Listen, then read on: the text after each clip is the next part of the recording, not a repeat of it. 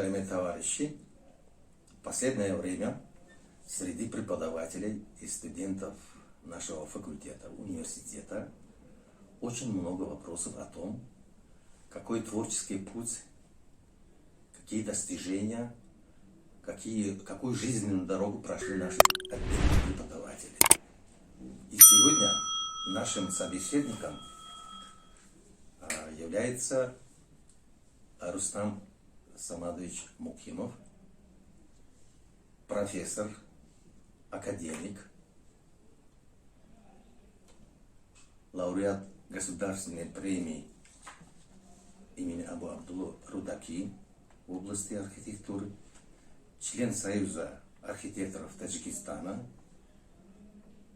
Союза дизайнеров Таджикистана и многие другие данные, которые у меня есть, я не буду говорить. Мы хотим обратиться к уважаемому Рустаму Самадовичу несколькими вопросами. Вот первый вопрос такого содержания. Об этом спрашивают наши студенты. Когда вы поступали, когда вы были в роли абитуриента, до поступления у вас были какие-то основания, сведения или информация о будущей вашей специальности? Спасибо за вопрос. Учась в школе, в средней школе, у нас с русским языком обучение, я с самого начала, это уже, наверное, старшие классы, 7, 8, 9, 10, 11 классы, я мечтал стать художником. То есть я рисовал и всегда считал, что художественное образование, художник и архитектор – это, в общем-то, одно лицо. Поэтому для меня выбор профессии, будущей профессии архитектуры, в общем-то, не стоял. Я должен был стать или же художником, или же архитектором, хотя они оба очень тесно связаны. Спасибо. Второй вопрос такого характера. Когда абитуриент или уже студент делает первые шаги, то, что увидит он первым, это новые дисциплины, о которых он не знал. Вот. Какие дисциплины вы, в общем, проходили, а точнее, вот, какие из них вам запомнились? Ну, я знал, что поступая в ВУЗ, я обязательно буду углублять свои знания по рисованию, по черчению, по живописи, скульптуре. Но некоторые дисциплины, которые я стал проходить с первого курса, для меня это было, конечно, новостью. И, с одной стороны, это было радостно, потому что я мог углубиться в знание архитектуры. С другой стороны, это заставляло меня думать, что это за дисциплина, что это, о чем здесь идет речь. Ну, например, интерьер зданий и сооружений. Такая дисциплина, интерьер, мы знаем, что это внутреннее содержание сооружений, зданий, но как она раскрывается в творчестве архитектора, это для меня было неведомо.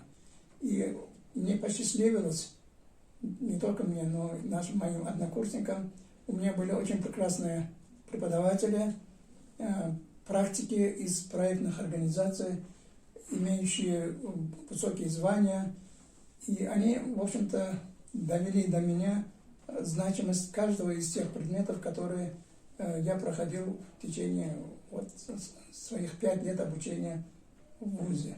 Спасибо. Изучение, освоение новой дисциплины или любой дисциплины зависит, конечно, в первую очередь от студента, но и, конечно, от преподавателя. Вот каких своих преподавателей вы запомнили? Действительно, я уже говорил, что мне посчастливилось обучаться этой профессии архитектора, у таких известных архитекторов, как заслуженный архитектор Таджикистана, Веселовский Селглевович,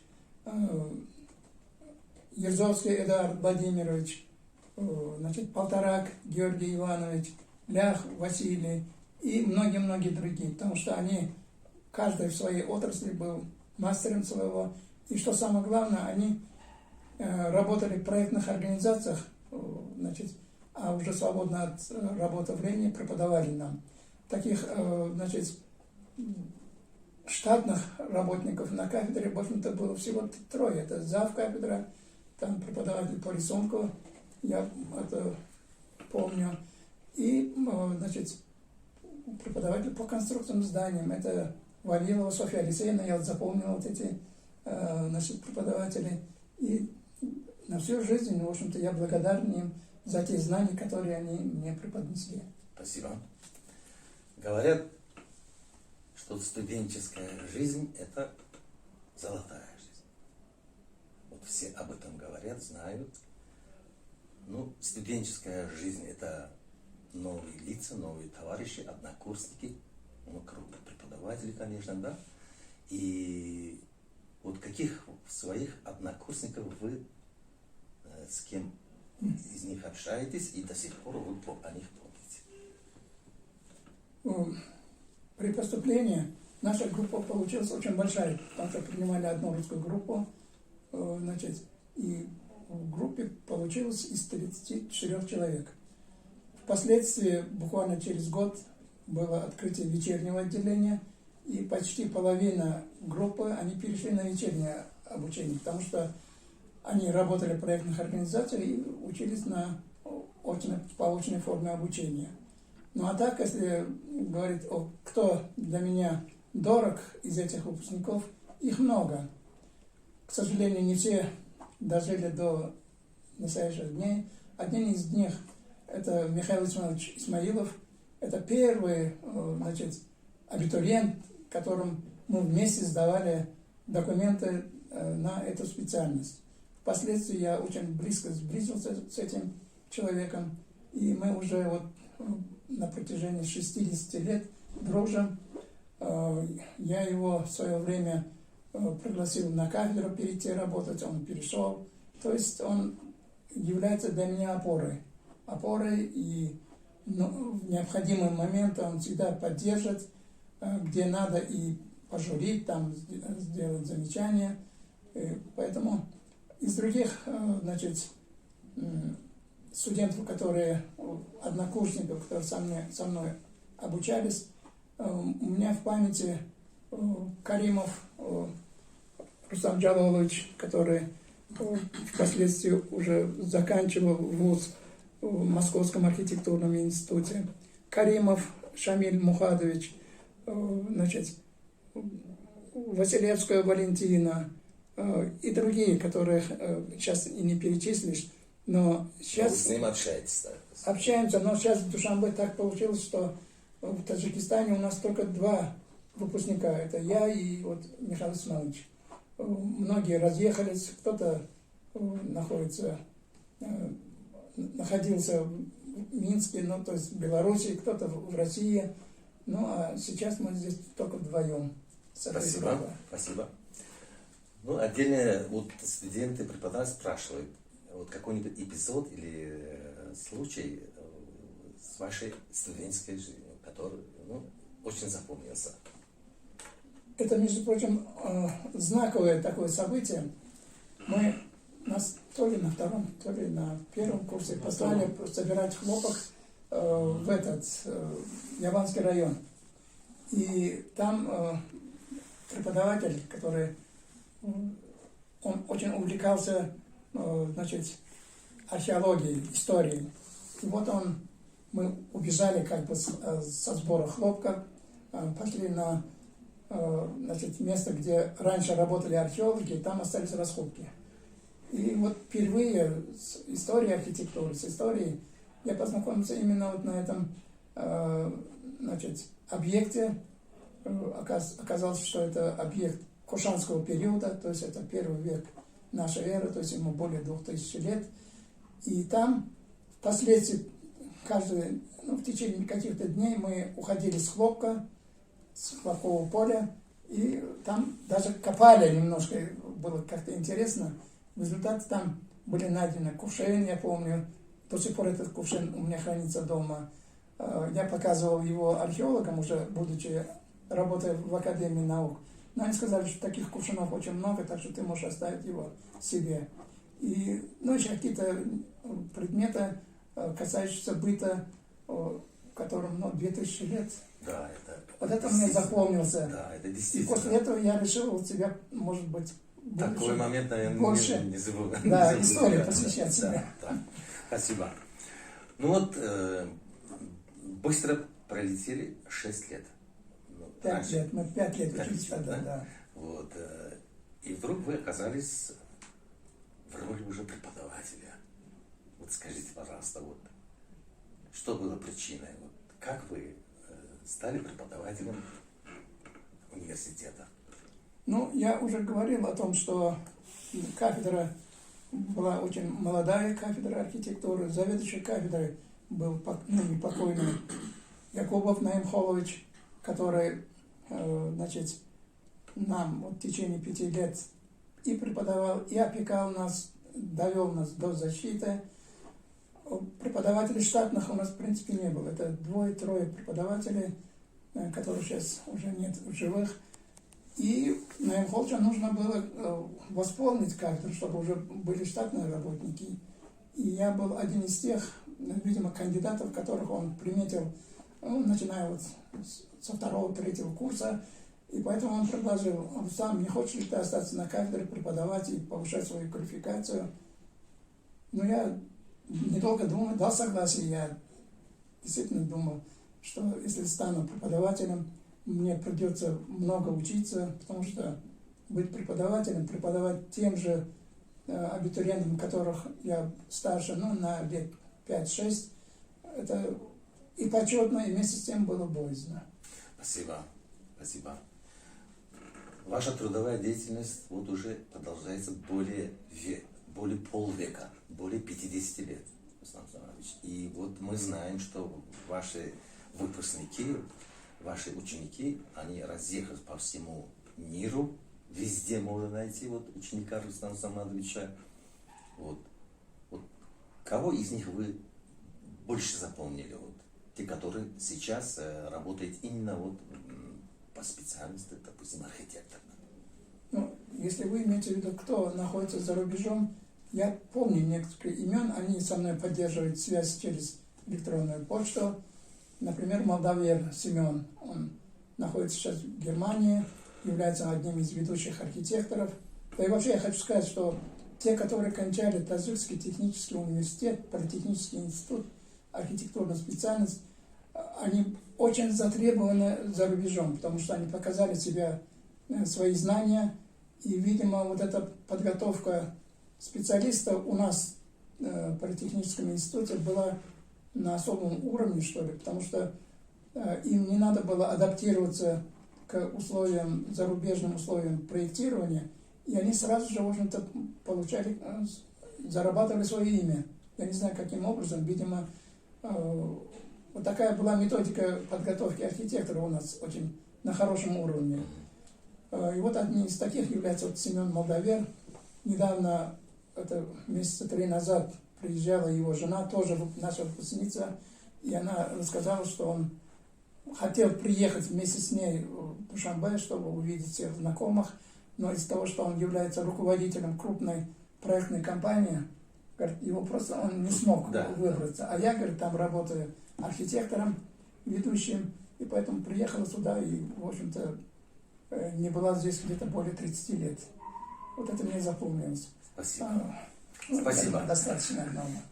Да, вот в последнее время в образовании происходит очень много изменений, событий, о которых говорят и положительно, и отрицательно. Вот каково ваше мнение относительно применения в нашей республике, допустим, многоуровневой систем подготовки кадров? Я об этом много думал, и некоторые свои мысли писал в статьях, которые опубликованы, или же оглашал на конференциях. Архитектура, она на 60% все-таки это такая дисциплина художественная, а где-то на 40 где-то на 40 это техническая. Надо знать и сопромат, строительную механику, и другие, дисциплины. Но, однако, мы должны больше обращать внимание на архитектурной специальности. Это одна из таких проблем. Другая проблема – это внедрение точных, вот этих компьютерных технологий в архитектуре. Как таковой, это компьютер он нужен, интернет нужен. Это как инструмент для того, чтобы больше узнать, общаться с архитекторами других стран.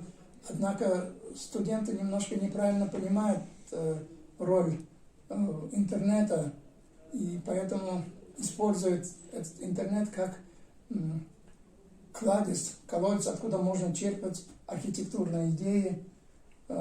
И это, конечно, идет на минус в их подготовке. Еще одна была проблема, но она уже частично решена. До недавнего времени мы архитекторов, бакалавров готовили 4 года. 4 года очень мало. И поэтому все-таки в течение вот этих 15 лет мы добивались, чтобы хотя бы увеличили на 1 год подготовку бакалавров. И вот уже мы 2-й год в этом году начали выпускать бакалавров с 5-летним сроком обучения. Это тоже дается несложно. И еще одна проблема. Я уж выскажу, что меня вот волнует эти дни. Раньше, это было 80-е годы, специальность архитектуры держалась на 3 основных принципах. Это довузовская подготовка, сама вузовская подготовка и послевузовская подготовка. Поэтому, наверное, для улучшения архитектурного образования нам необходимо все-таки увеличить сроки обучения и начать подготовку по 3-й ступени. Есть такая ступень, это как специалитет называется. Сейчас мы выпускаем по 2 специальностям, в частности, как бакалавр и магистр архитектуры. А вот 3-я специальность, она есть в постановлении президента Республики Таджикистан, а вот Московский архитектурный институт, они более всего ориентируются на специалитет, а магистры это выборочно, потому что в науку это очень малое количество людей посвящает себе. Видимо, нам тоже надо вот с 6-летним сроком обучения выпускать не магистров, а профессиональных архитекторов. Ну, я не знаю, как это будет среди абитуриентов, потому что абитуриенты хотят получить степень магистра, поступить в аспирантуру, докторантуру. Здесь закрывается как бы дорога. Если он будет заканчивать специалитет, он должен опять же учиться 2 года в магистратуре, получить магистерскую степень, и только после этого заняться научной работой. Поэтому здесь тоже вопросы, очень много вопросов. И, Спасибо. Ну, жизнь покажет, да? Да, жизнь покажет. Да. В настоящее время на нашем факультете вообще работают около 200 преподавателей. Молодых, опытных. И вот спрашивают, и я лично тоже хочу узнать, вот каких преподавателей вы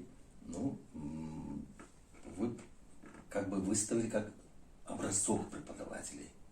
из Какие существующих преподаватели, работающих, да, вот параллельно с вами, которые работают сейчас, вот, в настоящее время?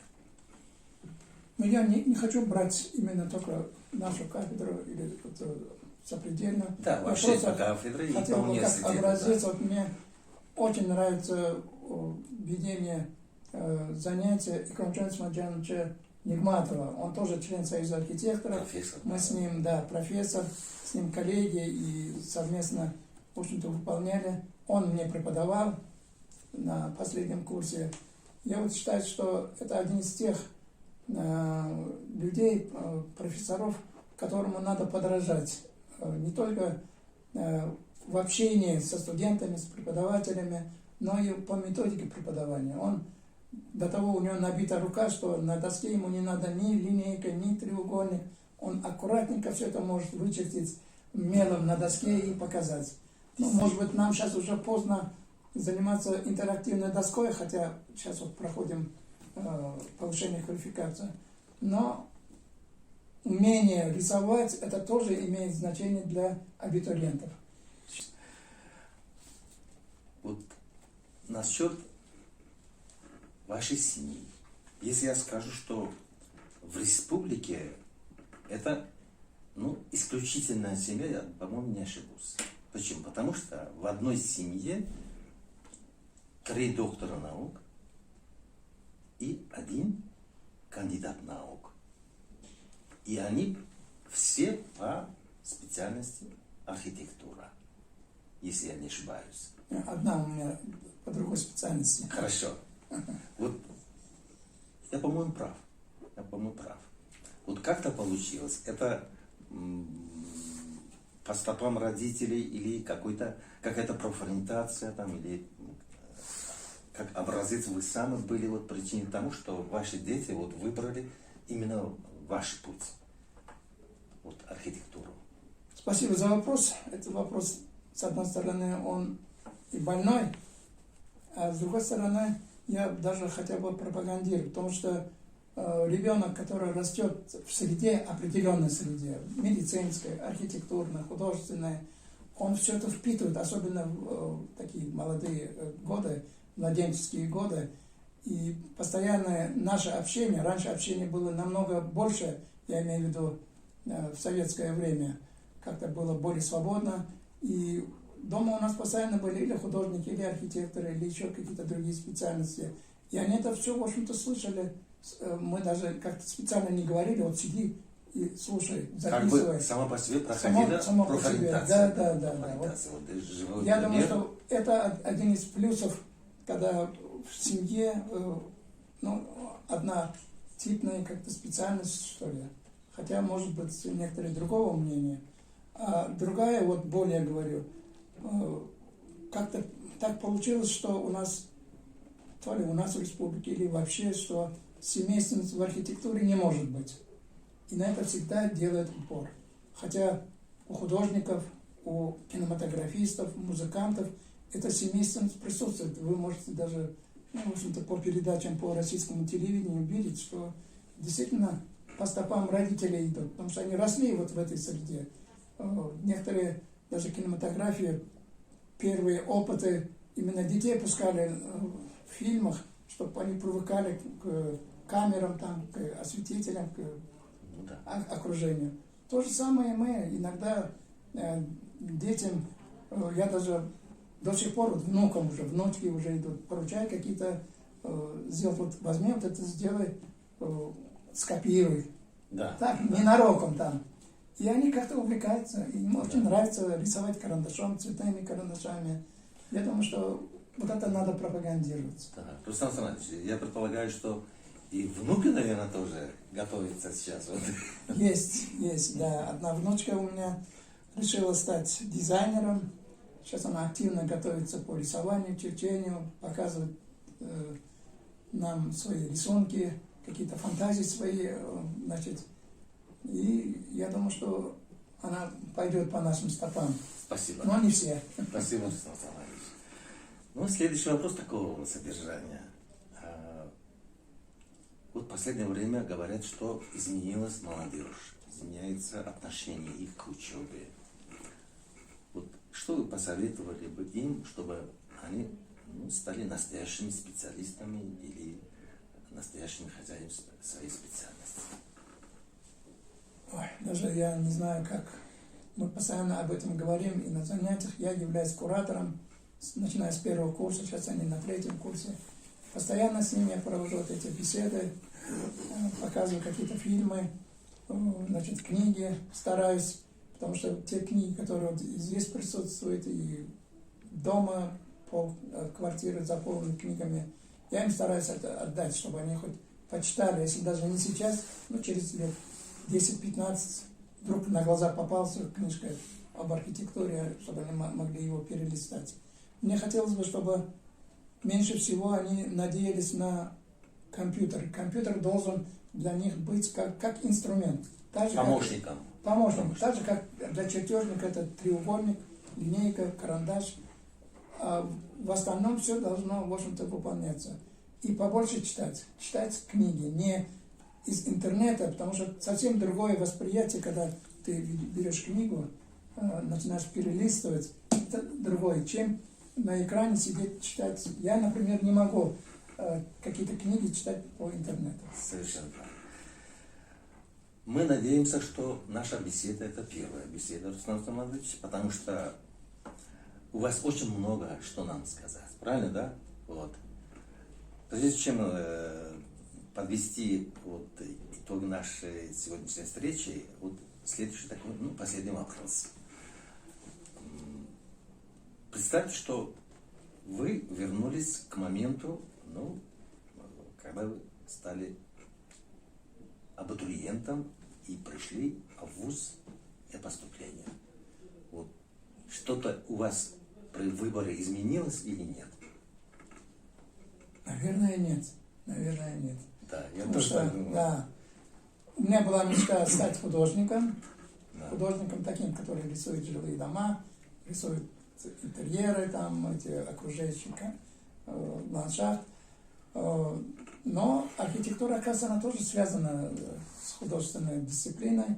И мне хотелось бы, чтобы в будущем наш вуз все-таки несколько по-иному взглянул на систему подготовки архитектуры. И в этом случае мы получили бы доступ к тому, чтобы лучше готовить этих специалистов. Александр Анатольевич, ну, начался второй семестр, он тоже подойдет к концу, а к тому времени уже появится следующее поколение абитуриентов, которые будут стоять у порога выбора будущей специальности. Вот им что вы сказали бы? Я сказал бы, что архитектура – это удивительная область знаний, где человек может получить такие знания, которые, в общем-то, позволяют ему стать не только архитектором-проектировщиком, архитектором-ученым, но и он может свободно стать и строителем. У нас очень много примеров, когда архитекторы становятся прорабами, которые строят сами здания. То есть это универсальная профессия. И я думаю, даже это не профессия, а образ мышления. Поэтому хотелось бы, чтобы абитуриенты обратили внимание на эту нашу область и подавали бы документы на архитектурную специальность, потому что они здесь получат столько знаний, которые просто удивят их, потому что не всегда от слова архитектура можно понять, о чем идет речь в этой специальности. Спасибо. Уважаемые выпускники средних школ, как говорится, красота спасла мир, красота спасет мир, а архитектура это, в другом смысле слова, это красота.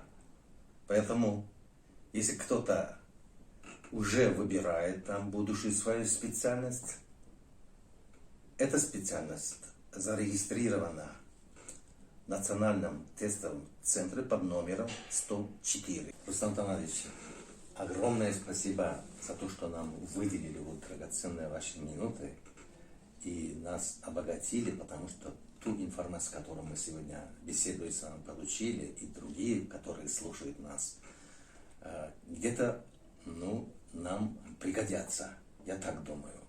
И надеюсь на следующие дальнейшие наши встречи. Мы вам желаем крепкого здоровья, больших успехов, чтобы ваш внук, ваши внучки там и так далее, тоже когда